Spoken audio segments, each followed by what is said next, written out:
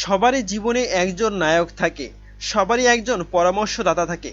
চেন্নাইয়ে খেলার স্বপ্ন দেখা মুস্তাফিজ বোলিং করছে মহেন্দ্র সিং ধোনির পরামর্শে, এমনটাই জানিয়েছেন একটি সাক্ষাৎকারে। মুস্তাফিজুর রহমানের আইপিএল ক্যারিয়ার বেশ লম্বাই, খেলেছেন সেই 2016 সাল থেকে।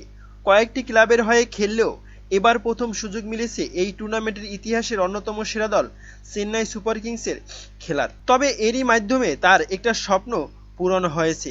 চেন্নাইয়ের ভারত কিংবদন্তি মহেন্দ্র সিং ধোনির সাথে প্রথমবার খেলার অভিজ্ঞতা হচ্ছে মুস্তাফিজের। এই বিষয়টিও বেশ উপভোগ্য লাগছে ফিজের কাছে। আইপিএলের একদম শুরু থেকে নামে ভারে অর্জনের সব মিলিয়ে নিজেদের অন্যরকম একটা পর্যায়ে নিয়ে গেছে চেন্নাই। চ্যাম্পিয়ন হয়েছে 5 বার। এবারের আগে প্রায় পুরো সময়ই দলটির অধিনায়কত্ব সামলেছেন ধোনি, আর কোচ হিসেবে আছেন সাবেক নিউজিল্যান্ড অধিনায়ক স্টিফেন ফ্লেমিং। সাথে রয়েছে বিশাল এক ভক্তদের দল। এমন একটা দলের খেলা সব খেলোয়াড়দের জন্যই তাই বিশেষ কিছু। 7 ম্যাচে 12 উইকেট নিয়ে মুস্তাফিজ চেন্নাইতে অল্প সময় হয়ে উঠেছেন বেশ জনপ্রিয় এবং নায়ক এবং মধ্যমণি। বৃহস্পতিবার চেন্নাইয়ের সুপার কিংস প্রকাশ করেছে মুস্তাফিজের একটি সাক্ষাৎকার। সেখানেই তিনি জানিয়েছেন এই দলটির প্রতি তার ভালো লাগার কথা। 2016 সালে প্রথম যখন আইপিএল খেলি তখন থেকেই আমার চেন্নাইয়ের হয়ে খেলার স্বপ্ন ছিল। চেন্নাইয়ের হয়ে খেলার জন্য যখন কল পাই ওই রাতে আমার ঘুম আসছিল না। আমি তখন নিউজিল্যান্ডে ছিলাম। পরদিন আমাদের ম্যাচ ছিল। সেদিন ঘণ্টাখানেকের মতো ঘুমিয়েছিলাম। এরপর দেখি শুধু মেসেজ আর মেসেজ। সবাই অভিনন্দন জানাচ্ছিল চেন্নাইতে যোগ দেওয়ার জন্য। নিলাম থেকে মুস্তাফিজকে প্রথম বিডেই ভিত্তিমূল্য 2 কোটি রুপিতে দলে টানে চেন্নাই।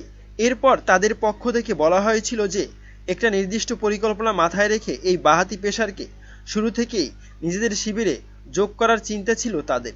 বলার অপেক্ষা রাখে না, এতে বড় একটা ভূমিকা রয়েছে মহেন্দ্র সিং ধোনির, যিনি চলতি আসরে অধিনায়ক না হলেও সব কাজ সামলাচ্ছেন ছায়া অধিনায়ক হিসেবেই। ভারতের বিশ্বকাপ জয়ী এই অধিনায়ক মাঠে ভীষণ অনুপ্রেরণাদায়ী এক চরিত্রে। তিনি অভিনব কায়দায় সব সামলান, কারণ নানা পরামর্শে বোলারদের কাজ অনেকটাই যে সহজ করে দেন তিনি।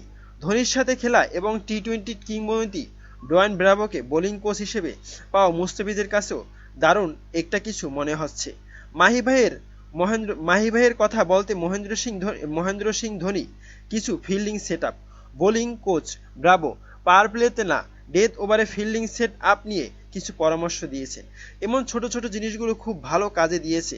তার সাথে বোলিং নিয়ে বেশি কথা হয়, মাঠেই কথা হয়, কারণ মাঠের বাইরে আমাদের খুব বেশি কথা হয় না। কোনটা করলে কি হয়, কিভাবে ভালো করা যায় সেটা মাহি ভাই এসেই আমাকে বলেন। তবে মাঠের পারফরমেন্স যেমনই হোক মুস্তাফিজকে সবসময় দেখা যায় বেশ নির্লিপ্ত থাকতে। এর পেছনে রহস্য কি সেটাও তুলে ধরেছেন তিনি। যে কোনো খেলায় ভালোর তো শেষ নেই। যেটা পেছনে চলে গেছে সেটা তো চলেই গেছে, আমি তো সেটা আর ফেরত পাবো না।